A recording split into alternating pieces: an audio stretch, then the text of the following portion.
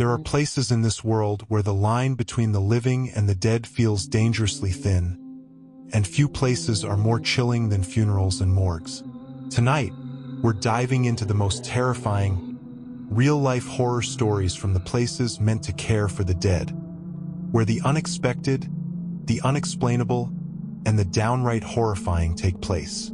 From eerie whispers in empty funeral homes to bodies that seem to move on their own, these stories will make you think twice before stepping into a morgue alone. Turn down the lights, grab a blanket, and prepare yourself, because these tales are not for the faint of heart. The Dark Lady. My name is Eric, and I've been a gravedigger in a raincoat cemetery for over 20 years. When I first started, I was told it would be a calm job, and for the first few years I believed that. The days were tranquil, the nights quiet, with only the chilly early mornings bothering me.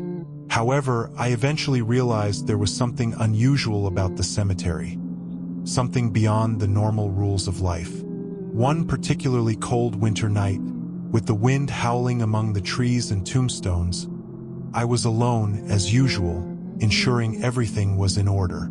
The silence was profound, interrupted only by the wind. At around 2 a.m., while walking through the cemetery's oldest section, I heard a faint sound that resembled a whisper.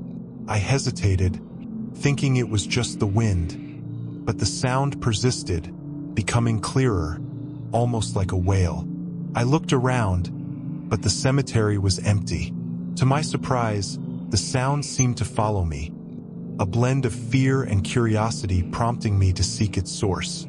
I ventured deeper into the old section, passing moss-covered tombs, as the sound grew stronger, resembling crying. When I arrived at an ancient tomb, the wailing suddenly stopped. I found myself staring at a tall, dark stone headstone, the name almost eroded by time. A shiver ran through me as I stood there, feeling an overwhelming presence. After several minutes, something incredible happened. The old iron door of the crypt behind the headstone began to open on its own. The rusted hinges creaked horrifically, and I felt paralyzed with fear, unable to move as the door fully opened, plunging me into silence. As I peered into the darkness, I suddenly heard footsteps echoing from within, slow and deliberate, as if someone were advancing toward me. Terrified, I finally saw a shadowy figure emerge from the crypt. A woman, or at least someone resembling one, dressed in a long black mourning gown with her face hidden by a dark veil. She didn't say a word but stood silently in the doorway, and although I couldn't see her face, I sensed her gaze upon me. As the air thickened around me, she began to move forward. My instincts kicked in and I instinctively stepped back. In a state of panic, I ran as fast as I could toward the main gate. When I finally reached my guard post, I glanced back, half expecting to see her chasing after me, but there was no sign of her. The crypt door was shut tight as if it had never been opened. I knew what I had seen wasn't a figment of my imagination. That night, I stayed in the office until dawn, trying to shake off the encounter, but the fear lingered. I spent several days avoiding that section of the cemetery until I confided in a senior coworker about my experience. He looked serious and replied, "You're not the first to encounter the Dark Lady, but it's best not to discuss it too much." Since then, my perspective on working in this cemetery has changed. It's no longer a peaceful job. I feel like something or someone is watching, and I know she will eventually return. The mysterious man. My name is Peter, and I work as a gravedigger in a small town in Ohio. Life here is generally quiet and unremarkable, but I want to share the most terrifying experience I've encountered in my years on the job. What was meant to be just another wake turned into a nightmare I will never forget. It all started on a cloudy winter afternoon when the body of a well-known elderly man, Mr. Jack, was brought to the local chapel in the cemetery. While he was a respected figure in town, he was also surrounded by rumors about his difficult personality. In his later years, his home became a source of intrigue.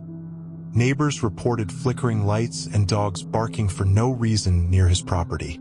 Despite the oddities, many people attended Mr. Jack's wake.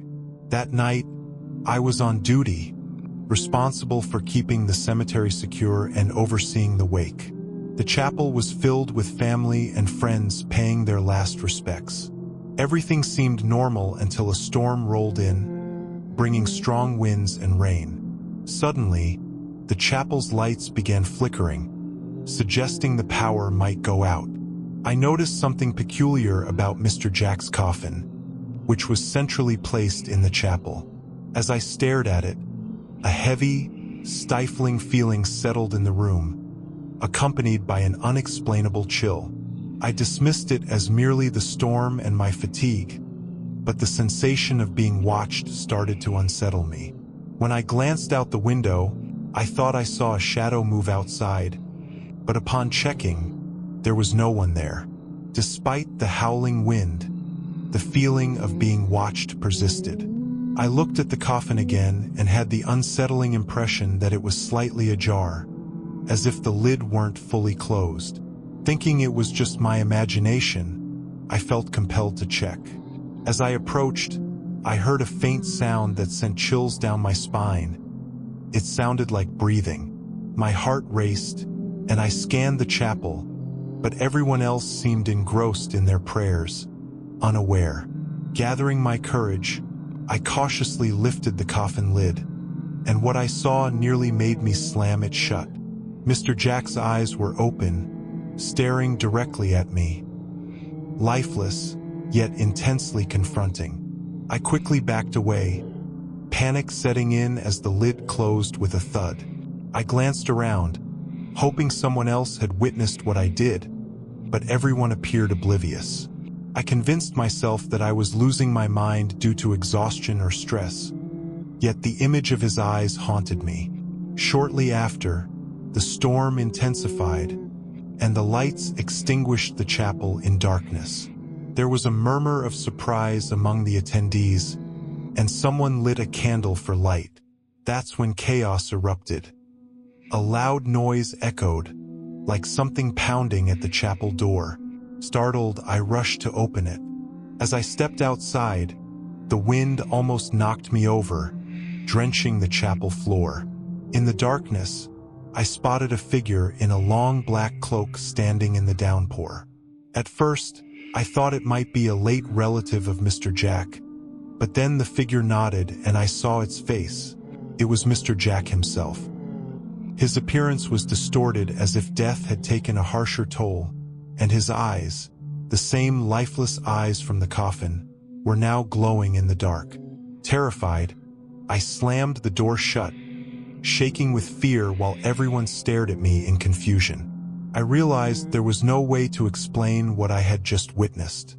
Moments later, the lights flickered back on, and when I looked at the coffin again, Mr. Jack's eyes were shut as if nothing had transpired. No one else saw what I saw, but I have been convinced ever since that death hadn't fully claimed Mr. Jack. A part of him remained trapped in that chapel during that wake, and to this day, whenever I pass by, I feel his presence, knowing I am not alone. Midnight in Graveyard. My name is Josh, and I have worked at a cemetery in Arizona for nearly 20 years. I've witnessed many frightening things that could keep anyone awake at night, but one particular evening a few years ago is etched in my memory forever. That night, I heard things that no one should ever have to hear, voices that continue to haunt me. It was a calm autumn night. The wind was gently blowing, and the cemetery was eerily quiet. What started as just another routine evening quickly transformed into a true nightmare. This cemetery is one of the largest in the city and is often bustling with visitors during the day. However, at night, it assumes a much darker atmosphere. The trees, which provide shade and tranquility during daylight, turn into ominous silhouettes, and the usual silence feels suffocating. That night, I was alone in the security office, keeping an eye on the various cameras monitoring the main areas of the cemetery. Everything appeared normal until I noticed a flicker of movement on one of the screens, near an old section of graves that few people visit anymore. The movement was subtle, something you would only catch if you were paying close attention, like a quick flash darting between the headstones. Initially, I thought it might just be an animal, possibly a cat or a mouse, but something instinctual told me it was something more. Intrigued, I grabbed my flashlight and stepped outside, glancing at the clock which read just past midnight. As I wandered through the cemetery, the silence struck me as unusually oppressive. The previously gentle wind seemed to carry distant messages, as if the trees were whispering secrets to one another. The gravel path crunched beneath my feet, and the light from my flashlight cast eerie shadows on the old tombstones. When I reached the area where I had detected the movement, I initially saw nothing out of the ordinary, just faded gravestones and a few desolate flowers left on forgotten graves. Suddenly, I heard it. At first, I mistook it for the wind, but it quickly became apparent that they were voices, soft whispers, as if someone was talking while trying to remain unheard.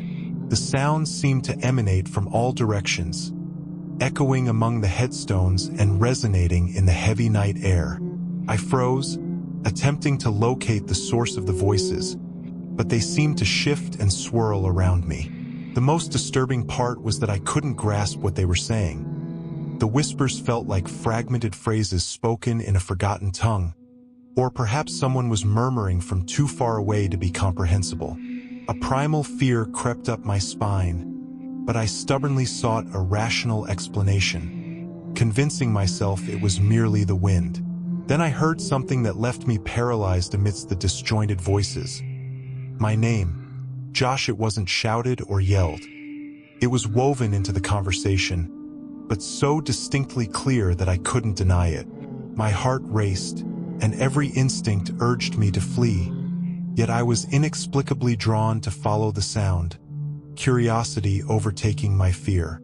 I moved closer to the source, passing by ancient tombs, while the whispers intensified, repeating my name. As I approached a weathered tombstone with nearly faded inscriptions, I shone my flashlight on it, and the voices abruptly fell silent. The ensuing quiet was even more stifling than the previous whispers.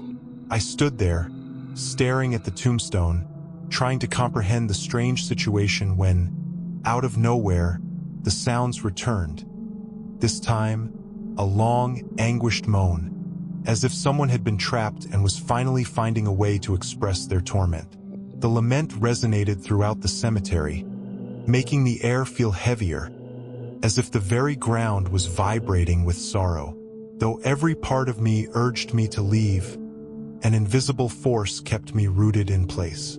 Suddenly, I witnessed something that still makes me question my sanity. A shadowy figure began to emerge from behind the tombstone. It lacked a distinct shape, but I sensed it wasn't human. The darkness around it seemed to absorb the light from my flashlight. As the figure materialized, the voices ceased, plunging the cemetery back into a weighty and oppressive silence. I stood there for several more minutes, trying to process what had transpired, before finally mustering the courage to retreat. I returned to the security office, the haunted cemetery. My name is Theo, and I've worked as the gravedigger at Salem Cemetery for more than 15 years. Throughout my time here, I've encountered things I'd rather keep to myself. It seems that the longer you stay in a place like this, the more its hidden secrets come to light, as if the shadows long to share what they conceal. However, there was one particular night that altered my understanding of reality. It was a cold winter evening with the sky overcast, obscuring the moon and shrouding the cemetery in almost complete darkness. As usual, I was doing my nightly rounds to ensure everything was in order. A thick fog blanketed the ground, creating eerie, distorted shapes among the tombstones. I was accustomed to the heavy atmosphere, but that night felt different, unsettling in a way I couldn't quite place. Salem Cemetery is ancient, with some graves dating back centuries, and many sections rarely receive visitors. One area, the oldest part, is particularly neglected, where headstones are moss-covered and names barely legible. It was here that my strange experience took place. While strolling among these graves, I noticed a figure in the distance. Initially, I assumed it was a lost person or maybe someone there for their own reasons. It wasn't unusual for people to come at night for rituals or vandalism. As I moved closer, I called out, "Ma'am, the cemetery is closed." The figure didn't respond or move, remaining still, staring toward the gravestones. As I approached, I began to see the details. The figure was a woman in black, and while I first thought she was simply in mourning, her attire seemed outdated, resembling clothing from centuries past. What truly unsettled me was the feeling that, even with her back turned, her eyes were fixed on me. I called out again, but she remained unresponsive. My instincts urged me to stop, but curiosity compelled me forward. When I was about 30 feet away, something incredible occurred. The figure started to move, but not in the way I expected. She didn't walk or turn. She simply vanished into the fog as if she had never existed. I stood there, confused, trying to process what had just happened. Was it exhaustion? A trick of light or fog? I had heard stories from colleagues about such experiences, often dismissed as mere fatigue. Until that moment, I hadn't believed them until now. With my heart racing, I continued my rounds, but what came next sent chills down my spine. As I turned to head back to the office, I spotted more figures in the distance. 3, 4, maybe more, scattered throughout the cemetery. It felt as though they were all watching me, their faces obscured and their presence unsettling. The sensation of being observed grew stronger, as if the shadows were studying me, waiting for something. I took a deep breath, attempting to remain calm, and walked quickly, though not quite running, toward the side exit, desperate to leave. However, as I moved away, the figures seemed to multiply, appearing among the headstones, silent and eerie, shapeless and without identity. Then, I heard it. First a barely discernible whisper that gradually grew louder. I couldn't understand the words, but the tone was filled with anguish, as if they were pleading for help, trapped between worlds, trying to communicate. The air around me felt heavy, suffocating, and the whispers surged, filling my mind with an overwhelming despair. In a panic, I turned and ran, not daring to look back. I dashed through the cemetery, weaving between headstones and trees until I reached the security office. I locked the door and collapsed into a chair, gasping for breath and struggling to make sense of what had just transpired. Ever since that night, I've avoided the old section of the cemetery. My coworkers don't believe my story. They attribute it to fatigue or darkness. But I know what I saw and heard. To this day, when I find myself alone in the cemetery at night, it feels as if I'm still being watched, as if the shadows are waiting to reveal themselves to me again. In Salem Cemetery, those visions are real and linger long after they first appear. Willow Creek Cemetery. My name is Michael, and I've been a gravedigger at Willow Creek Cemetery, located on the outskirts of Portland, for nearly 10 years. While many may find the job solitary or frightening, over time, the silence becomes something you're accustomed to. However, what truly disturbs me are the children who shouldn't be there. On a particularly cold October night, I encountered something that has haunted me ever since. Willow Creek Cemetery is vast, with countless graves spread across hills and thick woods. By day, it's serene, but at night, the mood shifts, and everything feels more oppressive, as if the ground is heavy with untold stories. That night, I was alone. My colleagues had left, and I was responsible for the final rounds before closing. The air was murky, with no wind and the moon hidden behind dense clouds. As I walked along the main path, passing the oldest mausoleums, the sound of my footsteps echoed more than usual, and I felt a creeping sensation of being watched. I tried to shake it off, but then I heard a soft whisper. It seemed to come from behind a row of headstones leading to a secluded area of the cemetery. I paused, trying to identify the source. At first, I thought it could be the wind, but it was too deliberate, like a low, clear voice whispering unintelligible words. I approached the graves, shining my flashlight, knowing the cemetery was empty. When I reached the spot, the whisper ceased. I scanned the area but found only graves and trees. Continuing my patrol, I noticed the whisper again, sometimes faint, sometimes close, echoing around me as if it were circling. The abandoned section of the cemetery, filled with broken graves, had always unnerved me, but that night, I felt an inexplicable draw to it. The whisper seemed to guide me there. I arrived at an old crypt that had always given me chills. There were rumors about a family interred there who had suffered a great misfortune, though the details remain a mystery. As I neared the crypt, the whispers intensified, now sounding like multiple voices trying to convey something, yet failing to produce coherent words. I stood just outside the entrance when an overwhelming chill enveloped me, far beyond the cold evening air. My flashlight flickered perilously as I approached. Then, suddenly, all sounds ceased, replaced by a profound silence that made my ears ring.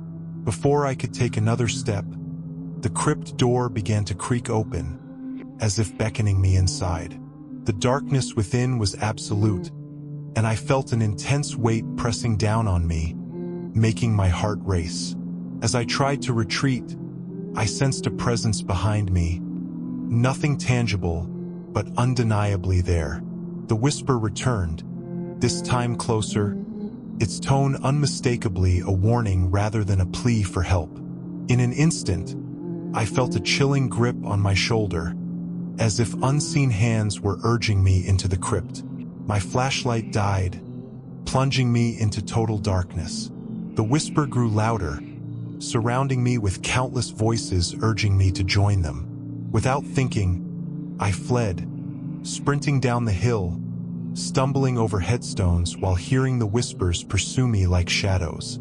I dared not look back to see what might be following. When I finally reached the cemetery gate, the sound vanished, the darkness lifted, and the feeling of being watched disappeared as if it had never been there. Since that night, I have never ventured into that part of Willow Creek after dark.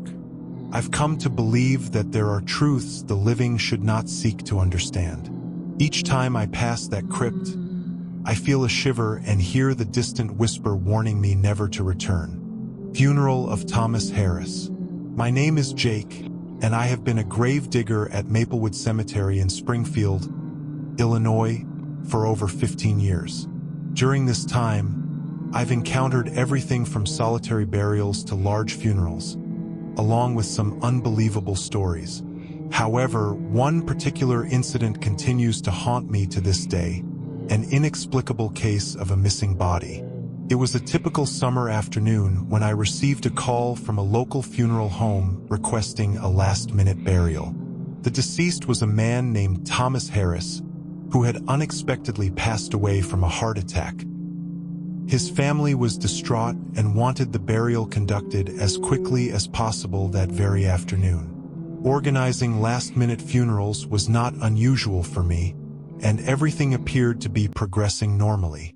The casket, containing Thomas's body, arrived late in the afternoon, just as the sun began to set. I prepared the grave in a more secluded section of the cemetery, near the old stone wall where the graves are older and infrequently visited, a quiet, almost forgotten area. The funeral proceeded without incident, with only a few close relatives in attendance, mourning in silence. After everyone left, I completed my work, covered the grave, placed a temporary headstone, and got ready to close the cemetery gate. It was a straightforward routine, Nothing seemed out of the ordinary. The next morning, I returned to check the area to ensure everything was in order, and that's when the strange events began. The grave where Thomas Harris had been buried was open. Not completely, but it looked as though someone had started digging it up during the night and then ceased their efforts. The dirt was disturbed, but the coffin remained in place.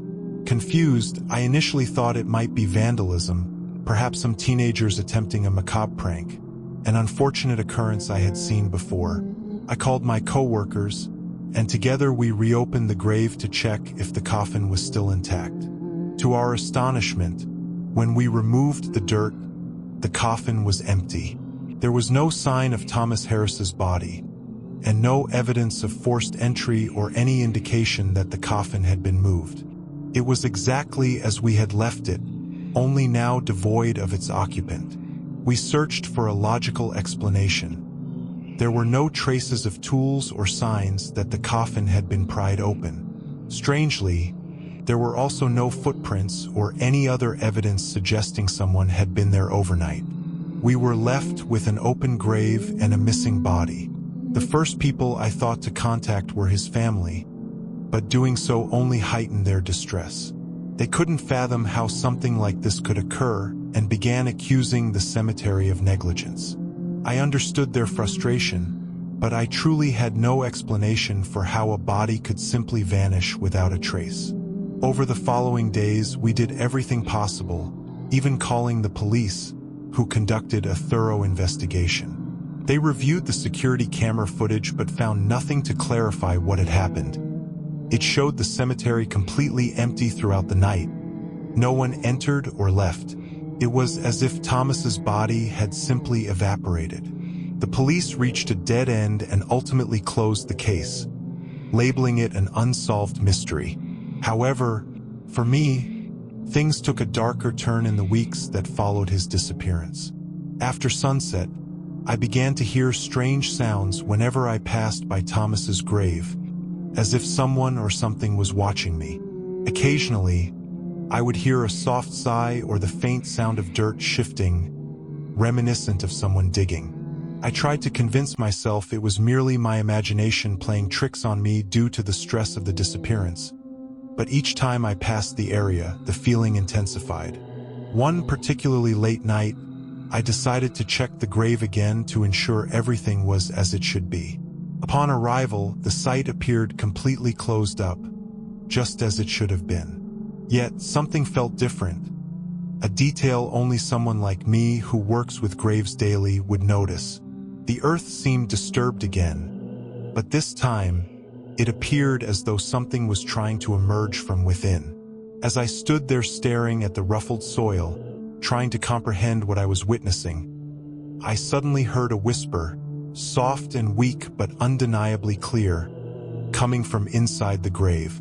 I froze, paralyzed with fear, stepping back, unable to believe what I was hearing. The whisper came again, louder this time. "I'm tired here." I knew there was no one down there. Thomas's body was still missing, but the words were unmistakable. I ran away that same night and have since avoided going near Thomas Harris's grave. The case was never resolved, and the body was never found. Deep down, I understand that something very wrong transpired at that funeral, and to this day, whenever the wind howls through the cemetery at night, I can hear that same whisper rising from the ground, "I'm tired here." As if someone is still down there, waiting. The summer of 1967. My name is David, and I've been a grave digger at Willowdale Cemetery in Springfield for over 15 years. During this time, I've witnessed countless burials, from solitary ceremonies to large funerals, each with stories that seem surreal. However, there's one particular incident that continues to haunt me to this day, an unexplained disappearance of a body. It was a typical summer afternoon when I received a call from a local funeral home. They urgently needed to prepare for a last-minute burial for a man named Thomas Bennett, who had unexpectedly passed away from a heart attack. His family was devastated and wanted to hold the burial that same afternoon. This wasn't unusual for me, as I often organized last-minute funerals, and everything seemed routine. The casket containing Thomas's body arrived late in the afternoon as the sun was setting. Following my usual protocol, I prepared a grave in a secluded area of the cemetery, close to the old walls where the graves are aged and seldom visited, a quiet, almost forgotten part of the grounds. The funeral proceeded without a hitch. Only a few close relatives were present, mourning silently. After everyone departed, I completed my work by covering the grave, placing a temporary headstone, and preparing to close the cemetery gate. It was all quite ordinary, or so I thought. The next morning, I returned to inspect the grave to ensure everything was correct. That was when I noticed something strange. The grave of Thomas Bennett was partially open, as if someone had attempted to dig him up during the night but had stopped. The soil was disturbed, but not enough to actually pull the coffin out. Confused, I initially suspected vandalism. Perhaps some teenagers had attempted a macabre prank, which had happened before. I called my co-workers, and together we reopened the grave to find the coffin intact. To our shock, however, it was empty. Thomas's body was missing, with no signs of forced entry or anything suggesting the coffin had been moved. It looked exactly how we had left it, except now it held no body. We struggled to find a rational explanation. There were no tool marks or any evidence that anyone had tampered with the grave, and eerily, there were no footprints or any signs indicating a presence during the night. We were left with an open grave and a missing body. Unsure how to break the news, I reached out to the family, which only added to their grief. None of them could comprehend how something like this could occur, leading to accusations of negligence against the cemetery. I understood their frustration, but I was just as bewildered as they were that a body had vanished without a trace. Over the following days, we did everything possible. We contacted the police, who conducted a thorough investigation. They checked security footage but found nothing unusual. Throughout the night, the cemetery appeared empty, with no signs of anyone entering or leaving. It was as if Thomas's body had simply evaporated. The police reached a dead end and eventually closed the case, marking it as an unsolved mystery. For me, things took a dark turn in the weeks that followed. After sunset, I began to hear strange noises whenever I walked by Thomas's grave, as if something was watching me.